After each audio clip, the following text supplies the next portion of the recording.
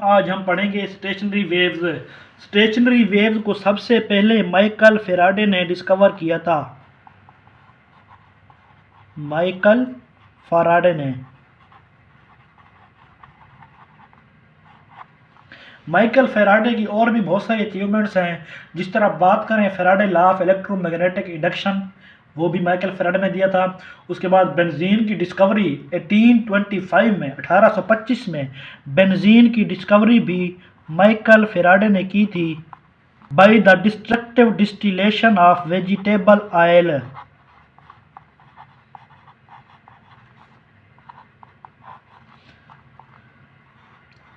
C6H6 benzene की discovery 1825 में Michael Faraday ने destructive distillation of vegetable oil से डिस्कवर किया था। उसके बाद जो कैपेसिटेंस का यूनिट है वो भी कैपेसिटेंस का यूनिट फेरेड, वो भी फैराडे के नाम पर है। माइकल फैराडे ने स्टेशनरी वेव्स को डिस्कवर किया था।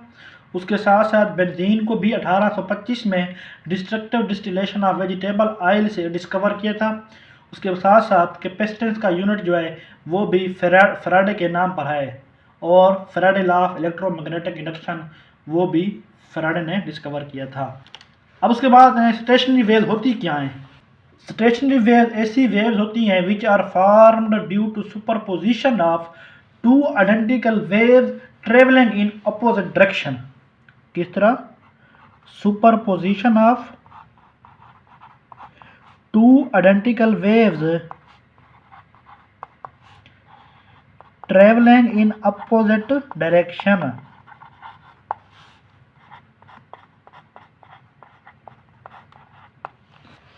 यहां पर सबसे पहली बात तो ये देखें सुपरपोजिशन। यहाँ पर जो फिनोमेना हो रहा होता है वो हो रहा होता है इंटरफेरेंस। इंटरफेरेंस के ज़रिए जब टू आइडेंटिकल वेव्स मिलती हैं इन अपोजिट डायरेक्शन तो वहाँ पर स्टेशनरी वेव्स बनती हैं। स्टेशनरी वेव्स को हम स्टैंडिंग वेव्स भी कहते हैं।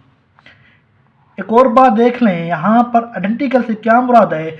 ऐसी दो वेव्स जिनकी एम्पलीट्यूड और फ्रीक्वेंसी सेम हो उनको हम आइडेंटिकल वेव्स कहते हैं। अब स्टेशनरी वेव्स को समझने के लिए यहाँ पर देखें आप, ये हम सपोज करते हैं हमारे पास है एक वेव। कौन सी वेव? Transverse wave. यहाँ पर जो मीन पोजीशन से अबव वाला पॉइंट है इसको हम कहते हैं क्रस्ट, नीचे वाला ट्रफ। ये क्रस्ट, इस तरह आगे ट्रफ, क्रस्ट, ट्रफ। ये जो क्रस्ट है ये वाला हो गया क्रस्ट और ये वाला हो गया ट्रफ। क्रस्ट और ट्रफ के दरमियान में जो डिफरेंस है वेवलेंथ का वो होता है λ/2। यहाँ पर लिख लेता हूँ, क्रस्ट और ट्रफ के दरमियान में जो डिफरेंस होता है λ/2 होता है। इस तरह क्रस्ट और क्रस्ट की बात करें तो यहाँ पर एक कंप्लीट वेवलेंथ बनती है और वो होती है लैम्डा। ट्रफ और ट्रफ की बात करें तो वहाँ पर भी एक कंप्लीट वेवलेंथ बनती है और वो होती है लैम्डा। अब यहाँ पर मैं इसी वेव का λ/4 पोर्शन, ये वाला λ/4 पोर्शन निकाल कर रिमेनिंग वेव ड्रा करता हूँ। इस तरह है हमारे पास, ये हो गया। अब इसी वेव से दोबारा से λ/4 पोर्शन, ये वाला पोर्शन मैं निकाल के रिमेनिंग वेव ड्रा करता हूँ।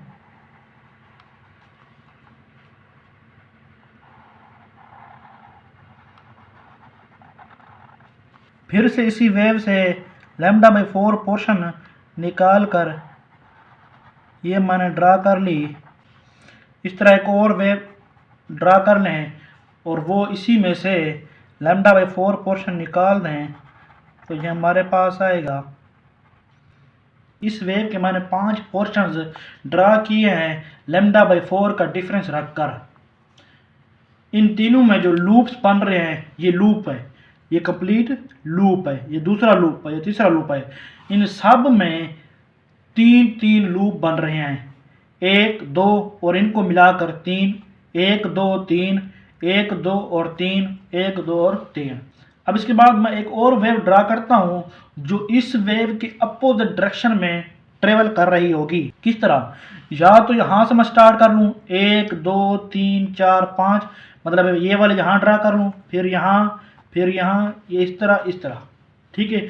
या फिर इसको स्टार्ट कर लूँ, ये इधर, ये वाली इधर आ जाएगी, ये इधर और ये इधर आ जाएगी। देखें किस तरह ड्रा करता हूँ मैं। ये मैं ड्रा कर रहा हूँ पहले इसके सामने बिल्कुल, ठीक हो गया। ये इस तरह आएगा। अब मैं ये ड्रा कर रहा हूँ, लेकिन इसके सामने ड्रा कर रहा हूँ, तो ये हमारे पास आएगा इस तरह।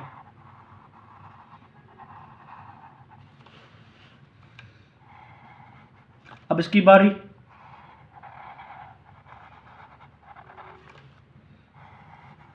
इसके सामने अब ये है गया,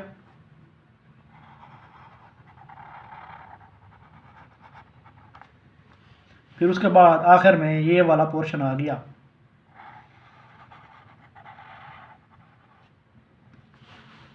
अब क्योंकि ये दो वेव्स हैं, दोनों ट्रेवलिंग इन अपोजिट डायरेक्शन, इनकी हो रही सुपरपोजिशन, इंटरफेरेंस हो रही है। जहाँ पर क्रस्ट, ये वाला पॉइंट क्रस्ट, ये वाला पॉइंट क्रस्ट, ये वाला पॉइंट ट्रफ, ये वाला पॉइंट ट्रफ। क्यों? क्योंकि मेन पोजीशन से जो नीचे पॉइंट होगा वो ट्रफ होगा, मेन पोजीशन से जो ऊपर पॉइंट होगा वो क्रस्ट होगा। अगर क्रस्ट और क्रस्ट आपस में मिलेंगे तो वहां पर एंटी नोड बनेगा। इस तरह ट्रफ और ट्रफ आपस में मिलेंगे तो वहां पर भी एंटी नोड बनेगा। अब देखें, यहां पर एंटी नोड, यहां पर भी एंटी नोड और यहां पर भी एंटी नोड। क्यों? क्योंकि क्रस्ट क्रस्ट से, ट्रफ ट्रफ से मिल रहा है, तो इसलिए हमें एंटी नोड हासिल होंगे। अब बताएं, यहाँ पर देखें, ये क्रस्ट है, ये ट्रफ है, ये जब आपस में मिलेंगे प्रिंसिपल ऑफ सुपरपोजिशन के हिसाब से यहाँ पर डिस्प्लेसमेंट 0 होगा, जिसकी वजह से यहाँ पर नोड की फॉर्मेशन होगी। यहाँ पर देखें, ये ट्रफ, ये क्रस्ट, यहाँ पर भी नोड बनेगा। ये क्रस्ट, ये ट्रफ, यहाँ पर भी नोड बनेगा। ये ट्रफ और ये क्रस्ट, यहाँ पर भी नोड बनेगा। अब बताएं, यहाँ पर देखें, यहाँ पर ट्रफ ट्रफ से मिल रहा है, क्रस्ट क्रस्ट से मिल रहा है, ट्रफ ट्रफ से मिल रहा है, तो यहाँ पर हमारे पास आएगा एंटी नोड, एंटी नोड और एंटी नोड आएगा। यहाँ पर फिर से सारे पॉइंट्स नोड्स वाले होंगे और यहाँ पर फिर से हमारे पास आएगा एंटी नोड, एंटी नोड और एंटी नोड। अब इसको हम जनरली स्टेशनरी वेव्स को किस तरह रिप्रेजेंट करते हैं वो आप देख लें। मैं यहाँ पर लिख रहा हूँ, स्टेशनरी वेव को हम जनरली इस तरह रिप्रेजेंट करते हैं।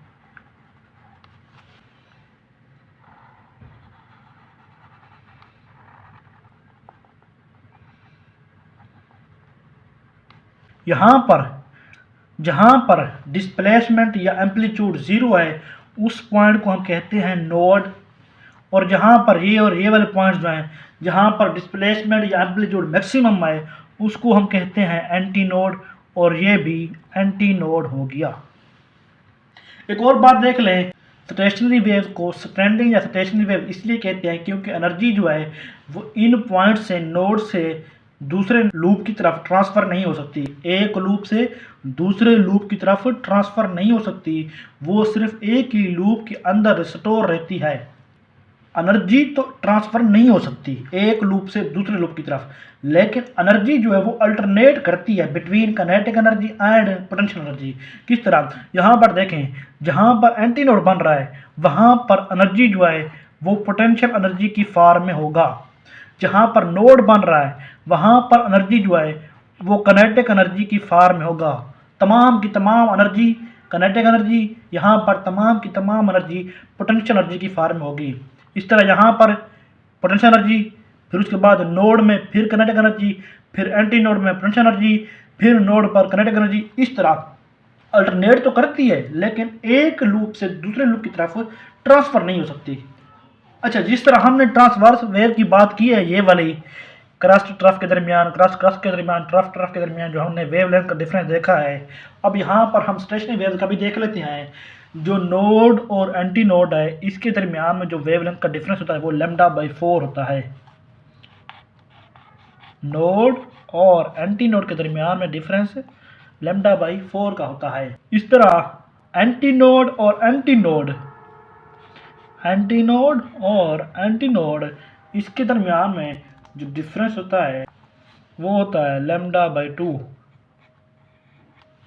इस तरह अगर नोड और नोड की बात करें तो वहाँ पर भी डिफरेंस होता है वो λ/2 का होता है। अब यहाँ पर एक और बात देख ले, अगर तो नोड और नोड कंसेक्टिव की बात करें तो वहाँ पर तो λ/2 आएगा।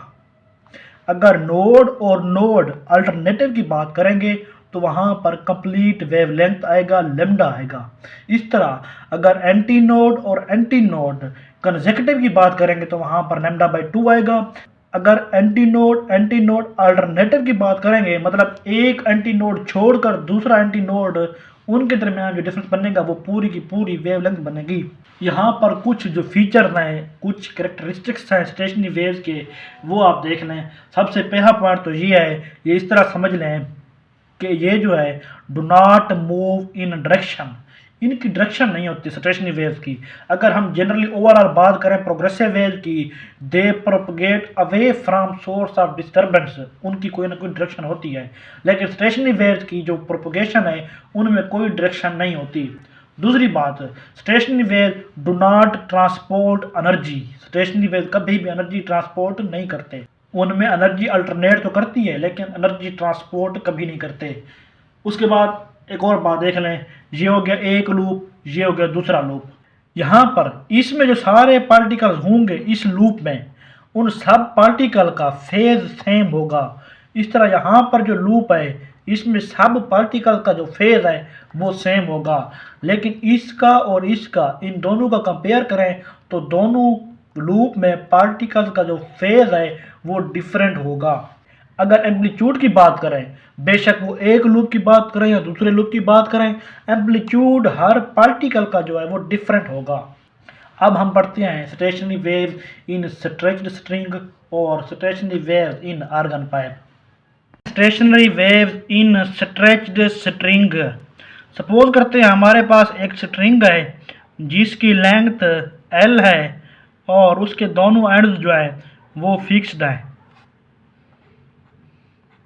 और इस स्ट्रिंग की जो टेंशन है वो है F।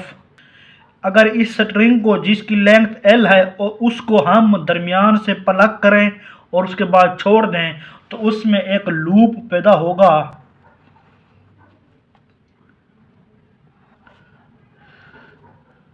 ये इस तरह,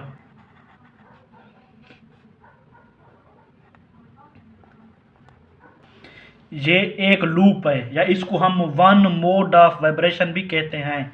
अगर इस स्ट्रिंग को हमने 1/2 लेंथ ऑफ स्ट्रिंग से प्लग किया है तो एक लूप बनेगा। इस तरह अगर इसी स्ट्रिंग को, उसकी लेंथ तो कांस्टेंट है, अब हमने इसको 1/4 ऑफ लेंथ से प्लग किया है तो अब इसमें 2 लूप्स बनेंगे। ये इस तरह, अगर इसी स्ट्रिंग को फिर से हम अब 1/4 की बजाय 1/6 पॉइंट से प्लग करें तो अब इसमें 3 लूप्स बनेंगे। ये इस तरह, वही स्ट्रिंग है, वही लेंथ है, अब इसको हमने 1/8 पॉइंट से प्लग किया है तो अब इसमें हमारे पास 4 लूप्स बनेंगे। अब सबसे पहले इसी लूप को देखते हैं। इस लूप में देखें तो ये हाफ वेव लेंथ बन रही है। अब यहाँ पर हम कह सकते हैं L इज इक्वल टू, जो लेंथ है वो λ/2 के बराबर है। Length of string is equal to half of wavelength. यहाँ की बात करें तो यहाँ पर लेंथ तो वही कांस्टेंट है, L आएगा। अब यहाँ पर λ2 आएगा। क्यों? क्योंकि यहाँ पर पूरी की पूरी वेव लेंथ बन रही है। अब यहाँ पर देखें तो ये हमारे पास आएगा L इज इक्वल टू, यहाँ पर 3 लूप्स बन रहे हैं, वो आएगी 6 लैम्डा 3/4, या इसको हम कह सकते हैं 3 लैम्डा 3/2। ओवरऑल इसका जनरल फार्मूला देखें वेवलेंथ का, तो हमारे पास वेवलेंथ जो है lambda n is equal to 2L/n for stretched string. यहाँ पर देखें जब एक लूप होगा तो n की वैल्यू 1 आएगी, हमारे पास आएगा lambda 1 is equal to 2L। यहाँ पर देखें lambda 1 is equal to 2L। इसी तरह अगर n की वैल्यू 2 होगी, नंबर ऑफ लूप्स 2 होंगे, तो हमारे पास आएगा lambda 2 is equal to 2L/2, ये आएगा lambda 2 is equal to L। इसी तरह अगर हमारे पास n की वैल्यू 3 होगी, मतलब नंबर ऑफ लूप्स 3 होंगे, तो ये आएगा lambda 3 is equal to 2L/3। अब यहाँ से देखें तो हम इस तरह लिख सकते हैं 4L is equal to 6 lambda 3, या lambda 3 is equal to 4L/6, ये आएगा 2L/3। जब 2 से डिवाइड करेंगे तो हमारे पास आएगा lambda 3 is equal to 2L/3। Wavelength के लिए स्ट्रेच्ड स्ट्रिंग में जो जनरल फार्मूला है वो है lambda n is equal to 2L/n। इसी स्ट्रेच्ड स्ट्रिंग में हम स्पीड और फ्रीक्वेंसी की बात करें तो हमारे पास जनरल फार्मूला आता है, सबसे पहले स्पीड देख लें। स्पीड का फार्मूला है F/μ अंडर रूट, जो म्यू है ये है मास पर यूनिट लेंथ, तो इसको हम इस तरह लिख सकते हैं V is equal to F/m/L under root.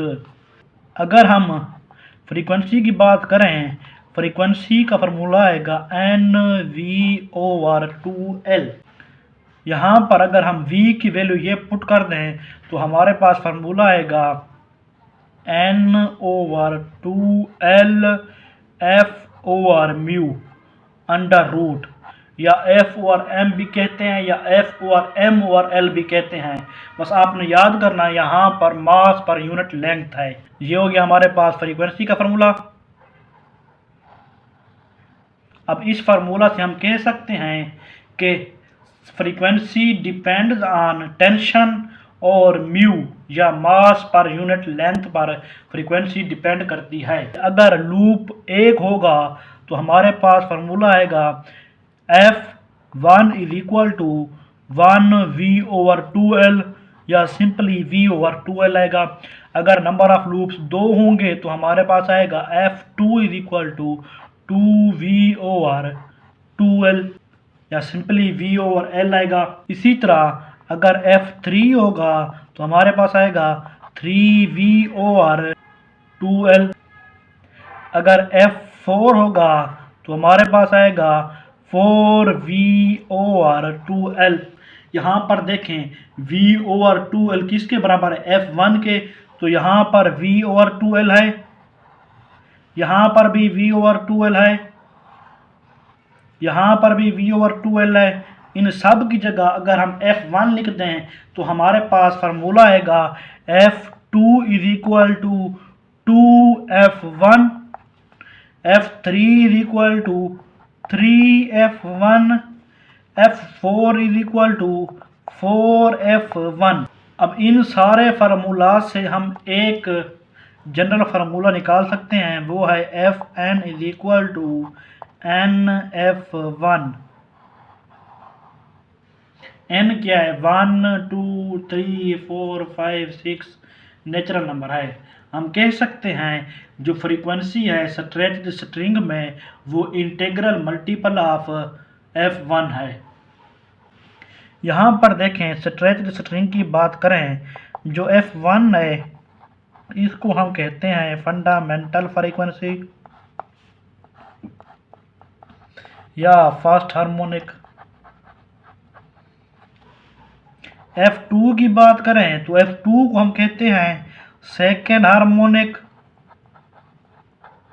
या फर्स्ट ओवरटोन। इस तरह F3 की बात करें तो ये हमारे पास है third harmonic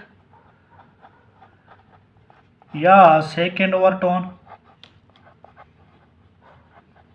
and so on. हमारे पास एक फार्मूला हो गया frequency F N is equal to N V over 12, एक हो गया F N is equal to N F 1, और एक जो हमने पीछे पढ़ा है लेमडा का, lambda N is equal to 2L by N. अब यहाँ पर एक और बात देख लें, एन है नंबर ऑफ लूप्स, एन को हम नंबर ऑफ लूप्स भी कहते हैं, एन को हम मोड ऑफ वाइब्रेशन भी कहते हैं। अब यहाँ पर देखें लेमडा एन और एन इन्वर्सली प्रोपोर्शनल है। जो जो नंबर ऑफ लूप्स बढ़ते जाएंगे वेव लेंथ कम होती जाएगी। यहाँ पर देखें नंबर ऑफ लूप्स और फ्रीक्वेंसी ये आपस में डायरेक्टली प्रोपोर्शनल हैं। जो जो नंबर ऑफ लूप्स बढ़ते जाएंगे फ्रीक्वेंसी भी बढ़ती जाएगी, इंक्रीज होती जाएगी। यहाँ पर एक और बात देख लें कि हम नंबर ऑफ लूप्स फाइंड कर सकते हैं अगर हमें पॉइंट ऑफ प्लग पता हो। यहाँ पर देखें हमने 1/2 पॉइंट से प्लग किया है, यहाँ पर देखें 1/4 पॉइंट से प्लग किया है, यहाँ पर 1/6 पॉइंट से, यहाँ पर 1/8 पॉइंट से। अब हम सपोज करते हैं यहाँ पर हमने 1/2 पॉइंट से प्लग किया, यहाँ पर 1/4 पॉइंट से प्लग किया, यहाँ पर 1/6 पॉइंट से प्लग किया और यहाँ पर 1/8 पॉइंट से प्लग किया। हमने इन पॉइंट्स ऑफ प्लग से हमने नंबर ऑफ लूप्स फाइंड करने, तो किस तरह करेंगे, ये जो नीचे वाला नंबर है यहाँ पर यहाँ पर यहाँ पर, इनको हमने 2 से डिवाइड कर देना है, 2/2, 4/2, 6/2 और 8/2।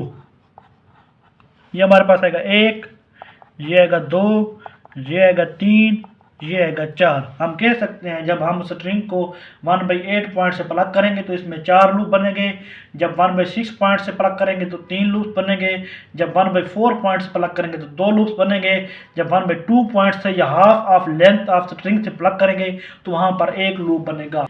इस तरह आपको नंबर ऑफ लूप्स भी फाइंड करने आने चाहिए from the point of plug. अब चलते हैं हम stationery waves in organ pipe.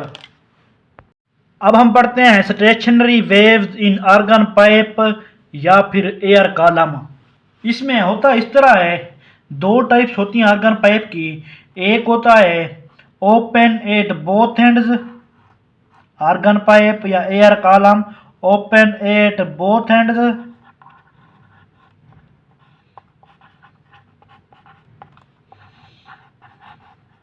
और दूसरे जो ऑर्गन पाइप होते हैं वो होता है क्लोज्ड एट वन एंड।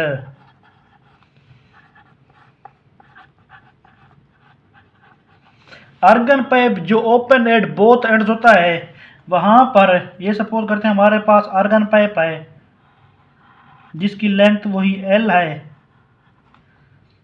दोनों साइड से ओपन है। जहां से ये ऑर्गन पाइप ओपन है इन दोनों साइड पर यहाँ पर भी और यहाँ पर भी एंटी नोड बनेगा। लेकिन यहाँ की बात करें, ये हमारे पास सपोज एक साइड से ओपन है और दूसरे साइड से क्लोज है, तो यहाँ पर जिस साइड से ओपन है वहाँ पर तो बनेगा एंटी नोड, जिस साइड से क्लोज है वहाँ पर बनेगा नोड। अब देखें हम सपोज करते हैं हमारे पास यहाँ पर ओपन एट बोथ एंड्स में, यहाँ पर हम सपोज करते हैं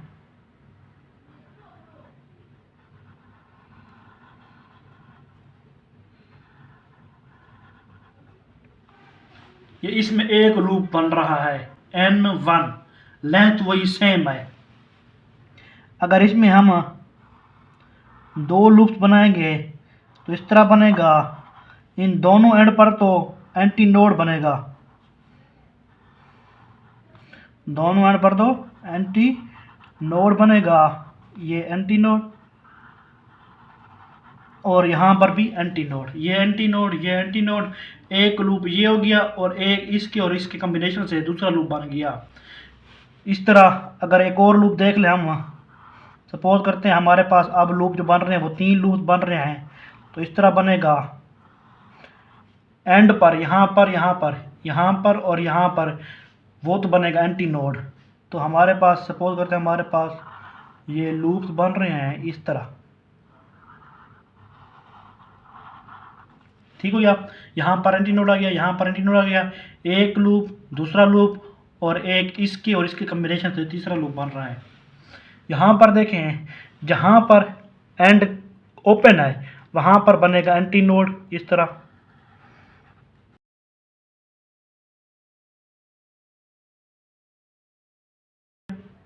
यहाँ पर नोड बनेगा और यहाँ पर एंटी नोड बनेगा। एक और देख लें आप, वही आर्गन पाइप है। अब यहाँ पर देखें, एक तो कंप्लीट लूप बनेगा ये इस तरह, एक ये इस तरह, ठीक हो गया। एक और देख लें आप,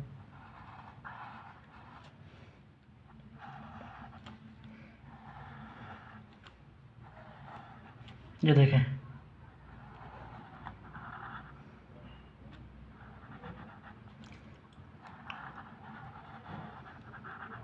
ये हो गया। दोबारा से देख लें। मैं इस तरह बना रहा हूँ, ये देखें, एक एंड ओपन, एक क्लोज। तो यहाँ पर हमारे पास बनेगा इस तरह, उसके बाद दूसरा देखें,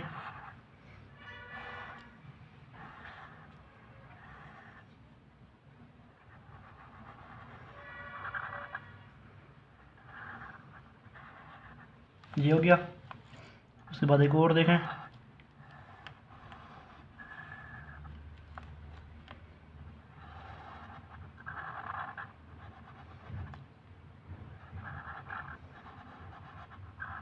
ये हो गया।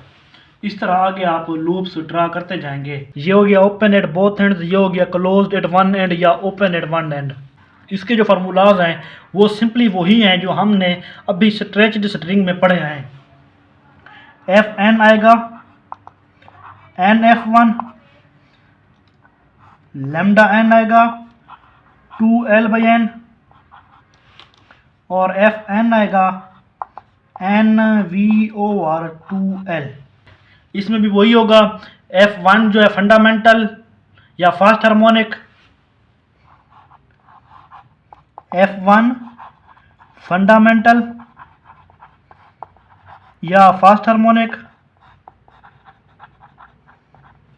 F2 जो है वो सेकेंड हार्मोनिक या फास्ट ओवरटोन।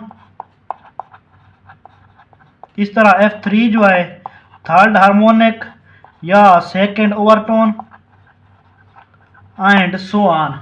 लेकिन यहाँ पर बात करें, यहाँ पर जो फ्रीक्वेंसी के फार्मूलाज होंगे वो इस तरह बनेंगे, F N is equal to N V over 4L, और उसके बाद आए lambda N is equal to 4L by N. अब यहाँ पर देखें, ये वाला जो फार्मूला बन रहा है, ये फ्रीक्वेंसी का फार्मूला बन रहा है किसके लिए, क्लोज एट वन एंड। अब इस फार्मूला को मैं इस तरह लिख सकता हूँ, F N is equal to N V over 2 into 2L, ठीक हो गया। अब यहाँ पर देखें, N V over 2L, N V over 2L, दो को सेपरेट कर लें, इसको, ये जो बन रहा है पूरा एन वी ओवर 2L, ये वही बन रहा है, नहीं बन रहा, ये वाला frequency of organ pipe open at both ends. तो मैं यहाँ पर ये लिख सकता हूँ कि जो frequency of closed at one end है, frequency of organ pipe closed at one end is equal to frequency of organ pipe open at both ends divided by 2। या फिर इसको मैं इस तरह लिख सकता हूँ, F frequency of organ pipe open at both end is equal to 2 into frequency of organ pipe closed at one end. अब इसी फार्मूला से मैं ये कह सकता हूँ, organ pipe open at both ends is richer in harmonics than organ pipe closed at one end, क्योंकि जो frequency organ pipe open at both ends है वो बन रही है double of frequency of organ pipe closed at one end. अब जिस तरह मैंने यहाँ पर ये बात की है F1 F2 F3, यहाँ पर भी वही बात करते हैं organ pipe closed at one end. ये हमने इसकी बात करनी है क्लोज्ड एट वन एंड के लिए। तो यहाँ पर देखें जो जनरल फार्मूला बनेगा इसके लिए Fn is equal to N F1, लेकिन जो n है इसकी जो वैल्यू है 1 3 5 7 9 and so on, odd number होगा। n closed at one end उसके लिए n जो है वो ऑड होगा। अब देखें हमारे पास सपोज करते हैं हमारे पास F1, उसके लिए वही आएगा 1 इंटू F1, ठीक हो गया। यहाँ पर आप फिल करते हैं हमारे पास 3 F3 is equal to 3F1। इसी तरह अगर n की वैल्यू 5 फिल करें तो हमारे पास आएगा F5 is equal to 5F1।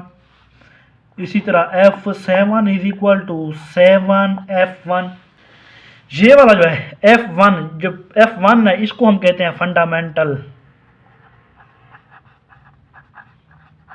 Fundamental या फर्स्ट हार्मोनिक।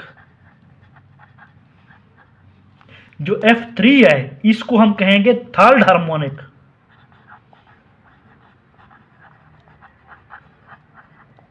या फर्स्ट ओवरटोन, इसको हम कहेंगे फिफ्थ हार्मोनिक या सेकेंड ओवरटोन, इसको हम कहेंगे सेवंथ हार्मोनिक या third overtone and so on.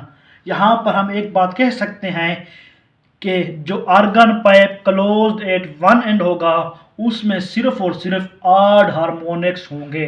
अब हम आते हैं न्यूमेरिकल्स और एमसीक्यूज पर। When a stationary wave is formed, then its frequency is same as that of individual waves, twice that of individual waves, half of individual waves या फिर none. ये बात आप याद कर लें, जब स्टेशनरी वेव बनती है टू आइडेंटिकल वेव से तो फ्रीक्वेंसी जो होती है स्टेशनरी वेव की वो वही होती है जो उन दोनों वेव्स की होती है, इसलिए इसका आंसर जो है वो ए होगा, अल्फा होगा। अब बताएं नेक्स्ट क्वेश्चन पर। In stationary wave strain maximum at antinode, strain maximum at node, strain minimum at node या amplitude zero at all points. अब यहाँ पर देखें सबसे पहली बात तो ये देखें ये हमारे पास है, सपोज करते हैं हमारे पास है एक स्टेशनरी वेव जिसमें दो ट्रांसवर्स वेव जो होती हैं वो इन अपोजिट डायरेक्शन आपस में इंटरफेयर करती हैं। एंटीनोड उस वक्त बनता है जब क्रस्ट से या ट्रफ से मिलता है तो वहाँ पर एम्पलीट्यूड मैक्सिमम होती है, डिस्प्लेसमेंट भी मैक्सिमम होता है। नोड उस वक्त बनता है जब क्रस्ट ट्रफ से मिलता है, वहाँ पर एम्पलीट्यूड ज़ीरो, डिस्प्लेसमेंट भी ज़ीरो। नोड पर डिस्प्लेसमेंट या एम्पलीट्यूड क्यों ज़ीरो होता है? क्योंकि यहाँ पर फोर्स मैक्सिमम अप्लाई हो रही होती है, फोर्स मैक्सिमम होती है जिसकी वजह से स्ट्रेस भी मैक्सिमम होता है। जब स्ट्रेस मैक्सिमम होता है तो स्ट्रेन भी ऑटोमेटिकली मैक्सिमम होता है यंग मॉडुलस ऑफ इलास्टिसिटी के मुताबिक। इसलिए नोड पर स्टेशनरी वेव में स्ट्रेन मैक्सिमम होता है, स्ट्रेन मैक्सिमम एट नोड। तो हमारे पास आंसर आएगा बीटा। अब आते हैं नेक्स्ट क्वेश्चन पर। A stationary wave established in string which is 120 centimetre long fixed at both ends. The string vibrates in 4 segments at frequency of 120 hertz. Determine wavelength and fundamental frequency. सबसे पहले हमें दिया हुआ length कितनी है 120 centimetre. इसको मैं इस तरह लिख सकता हूँ 120 बाई 100 ये आएगा 1.2 मीटर लेंथ हो गया। अब उसके बाद है number of loops. Number of loops है 4। अब जो फ्रीक्वेंसी दी हुई है वो इन 4 सेगमेंट्स की फ्रीक्वेंसी दी हुई है, तो हम कह सकते हैं F4 is equal to 120 hertz. मतलब ये है कि जो फोर्थ लूप है, फोर्थ लूप या फोर्थ सेगमेंट या फोर्थ मोड ऑफ वाइब्रेशन, उसकी हमारे पास फ्रीक्वेंसी है 120 हर्ट्ज। हमने वेव लेंथ भी मालूम करनी है और उसके साथ साथ फंडामेंटल फ्रीक्वेंसी F1 भी मालूम करनी है। वेव लेंथ क्योंकि ये F4 है तो यहाँ पर हमारे पास आएगा लैम्डा 4। सबसे पहले ये मालूम कर लेते हैं फंडामेंटल फ्रीक्वेंसी। यहाँ पर देखें Fn is equal to NF1 है हमारे पास, क्योंकि F4 है तो ये आएगा F4 is equal to 4F1। हमने F1 मालूम करनी है तो ये आएगा F1 is equal to F4/4। F4 कितना है हमारे पास है 120 हर्ट्ज डिवाइडेड बाई 4, तो ये आएगा 30 हर्ट्ज। फंडामेंटल फ्रीक्वेंसी आ गई। अब आते हैं लैम्डा, वेव लेंथ हमने मालूम करनी है। Lambda is equal to 2L/n। Lambda n is equal to 2L/n। अब यहाँ पर हमने लैम्डा 4 मालूम करना है तो ये आएगा 2 मल्टीप्लाई बाई 1.2 डिवाइडेड बाई 4। तो इसको जब मल्टीप्लाई करेंगे तो ये आएगा 2.4 डिवाइडेड बाई 4, ये आएगा हमारे पास 0.6 metre. Ratio of frequency of first overtone in open pipe and close pipe having same length of air column. हमने यहाँ पर फ्रीक्वेंसी ऑफ फर्स्ट ओवरटोन मालूम करनी है दोनों के लिए, ओपन पाइप के लिए भी और क्लोज पाइप के लिए भी। इनकी रेशो हमने मालूम करनी है, लेकिन यहाँ पर एक कंडीशन भी दी हुई है सेम लेंथ।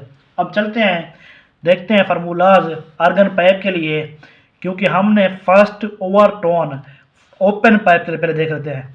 जो ओपन पाइप है उसके लिए जो फर्स्ट ओवरटोन है वो आएगा F2 is equal to 2F1, या फिर इसको हम इस तरह लिख सकते हैं 2 इंटू V/2L, या फिर इसको लिख सकते हैं V/L। 2 और 2 से कैंसिल हो गया। अब आते हैं क्लोज पाइप पर। क्लोज पाइप का फर्स्ट ओवरटोन वो हमारे पास होता है F3 is equal to 3F1। जैसा कि मैंने बताया था F1 होता है फंडामेंटल फ्रीक्वेंसी या फर्स्ट हार्मोनिक, F3 होता है थर्ड हार्मोनिक या फर्स्ट ओवरटोन, F5 होता है फिफ्थ हार्मोनिक या second overtone. Organ pipe closed at one end, वहाँ पर सिर्फ और सिर्फ 8 हार्मोनिक्स होते हैं, इसलिए यहाँ पर F3 is equal to 3F1। Fundamental frequency की बात करें organ pipe closed at one end, उसके लिए फ्रीक्वेंसी का फार्मूला होता है V/4L। ये हो गया हमारे पास ओपन पाइप के लिए, ये हो गया हमारे पास क्लोज्ड एंड के लिए। इन दोनों की हमने रेशो मालूम करनी है, तो ये आएगा F2 divided by F3 is equal to V/L divided by 3V/4L। V/L cancel हो जाएगा। अब इसको मैं इस तरह लिख सकता हूँ 1 डिवाइडेड बाई 1 डिवाइडेड बाई 3/4, या इसको इस तरह लिख सकता हूँ 1/1 मल्टीप्लाई बाई 4/3, तो ये हमारे पास आएगा 4/3। Option is Charlie.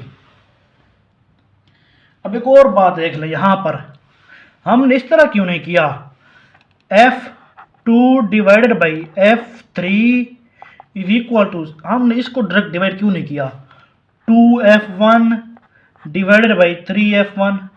इसको इस तरह कर लेते तो ये F1 और F1 से कैंसिल होता, तो हमारे पास आंसर आ जाता 2/3। हमने यहाँ पर इसलिए नहीं किया क्योंकि जैसा कि मैंने पहले बताया है उन्होंने कंडीशन दी हुई है सेम लेंथ।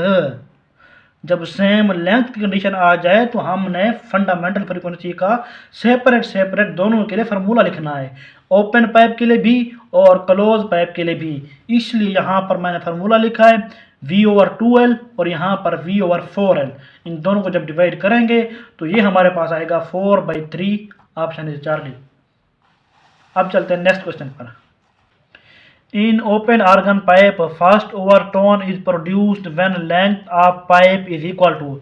अब यहाँ पर देखिए हमने लेंथ और वेव लेंथ का रिलेशन देखना है। यहाँ पर भी वेव लेंथ है, यहाँ पर भी वेव लेंथ है, यहाँ पर भी वेव लेंथ है। इसलिए हमने फ्रीक्वेंसी को नहीं छेड़ना, हमने वेव लेंथ वाले फार्मूला देखने हैं। अब यहाँ पर देखें क्योंकि organ pipe open at both ends है, अगर तो N1 होता तो वो होता फंडामेंटल या फिर फर्स्ट हार्मोनिक, अगर होता N2 तो वो होता सेकेंड हार्मोनिक या फर्स्ट ओवरटोन। हमने फर्स्ट ओवरटोन के लिए मालूम करना है तो यहाँ पर N की वैल्यू 2 आएगी। अब देखें lambda is equal to 2L/N, तो ये आएगा lambda is equal to 2L/N की जगह 2 आएगा, 2 और 2 कैंसिल हो जाएगा। अब वेव लेंथ और लेंथ ऑफ स्ट्रिंग ये दोनों बराबर आ गए, तो हमारे पास आंसर आएगा in open pipe first overtone is produced when length of pipe is equal to lambda. Answer is Charlie. अब चलते हैं नेक्स्ट क्वेश्चन पर। The length of an open organ pipe is twice the length of an other closed organ pipe. The fundamental frequency of open pipe is 100 hertz. The frequency of third harmonic of closed pipe. सबसे पहली बात तो ये देखें, ये हमारे पास suppose करते हैं हमारे पास 2 आर्गन पाइप है, एक हो गया ये और दूसरा हो गया ये, जो एक एंड से क्लोज है और दूसरा दोनों एंड से ओपन है। जो length of open pipe is twice the length of another closed organ pipe, क्योंकि यहाँ पर हमें 2 आर्गन पाइप की बात की हुई है। सपोज करते हैं हमारे पास जो ये है क्लोज आर्गन पाइप, इसकी लेंथ है सपोज करते हैं L, जो ओपन आर्गन पाइप है इसकी लेंथ है ट्वाइस, तो ये हमारे पास आएगी 2L। ठीक हो गया। अब देखें the fundamental frequency of open pipe is 100 hertz. यहाँ पर जो हमें F1 दी हुई है वो कितनी है 100 hertz. The frequency of third harmonic of closed pipe is, ये जो क्लोज्ड पाइप है इसकी हमने थर्ड हार्मोनिक F3 हमने मालूम करनी है। F3 के लिए हमारे पास जो वैसे नॉर्मली फार्मूला है वो F3 is equal to 3F1। F3 is equal to 3F1 या फिर इस तरह करना है 3V/4L। हमने ये मालूम करनी है 3V/4L या फिर 3F1 या फिर F3, हमने ये मालूम करना है। अब यहाँ पर देखें इसकी बात करें, जो open organ pipe open at both ends है, तो यहाँ पर देखें F is equal to V/2L। ठीक हो गया। लेकिन यहाँ पर हमारे पास जो लेंथ है इसकी वो डबल है 2L है, तो इसलिए हम इसको इस तरह लिख सकते हैं NV/2 इंटू 2L। ये हमारे पास आएगा NV/4L। ये कितनी दी हमारे पास, ये दी हुई है 100 हर्ट्ज। अब क्योंकि यहाँ पर F1 है तो इसलिए हम कह सकते हैं जो N है वो 1 आएगा। V/4L is equal to 100 hertz. V/4L is equal to 100 hertz, या फिर इसको मैं इस तरह लिख सकता हूँ V/L is equal to 4 multiply by 100 is equal to 400 hertz. ये तो आ गया हमारे पास V/L, ये आ गया V/L is equal to 400 hertz. अब ये जो V/L है इसको हम फिल कर देते हैं यहाँ पर। ठीक है।